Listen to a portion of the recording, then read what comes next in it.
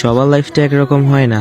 কিছু মানুষের জীবনে সাপোর্ট দেওয়ার মতো মানুষ থাকে না, তারা সবার সাথে মিশতেও চায় না, তাদের জীবনটা থাকে শূন্যতায় ভরা। তাদের এই শূন্য জীবনে কিছু মানুষ আসে তাদেরকে আরও একা করে দেওয়ার জন্য। দিন শেষে তারা চাইলেও ভালো থাকতে পারে না। আসলে ফ্যামিলি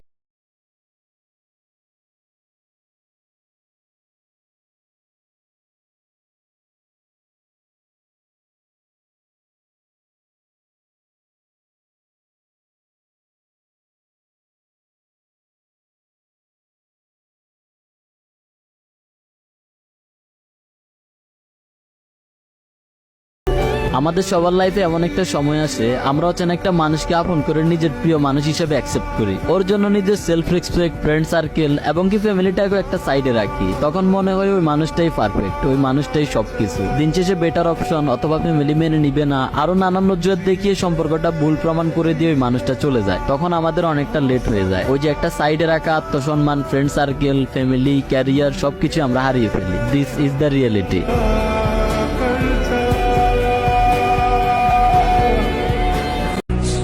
কারো প্রতি কোনো অভিযোগ নেই, তবে প্রচণ্ড আক্ষেপ নিয়ে বলতে হচ্ছে, জীবনে কিছু মানুষদের সাথে পরিচয় না হলে অনেক ভালোই হতো।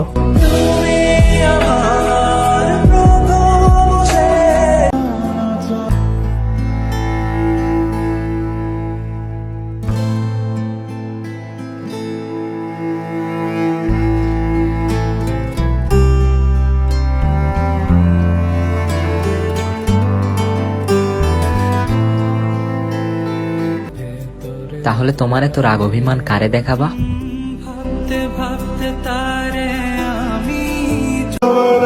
মনের ভিতর অনেক কষ্ট চাপায় রাখছি। হে আল্লাহ, হয়তো কষ্টের ভার কমিয়ে দাও, আর নয়তো আমারে উঠায় নাও। আমার জীবনটাই ছন্ন ছাড়া। আমার জীবনে কোনো নারী আমারে বুঝলো না, না আমার মা আমারে বুঝলো, না আমার ভালোবাসা আমারে বুঝলো। আমি কাউরে বুঝাইতে পারলাম না।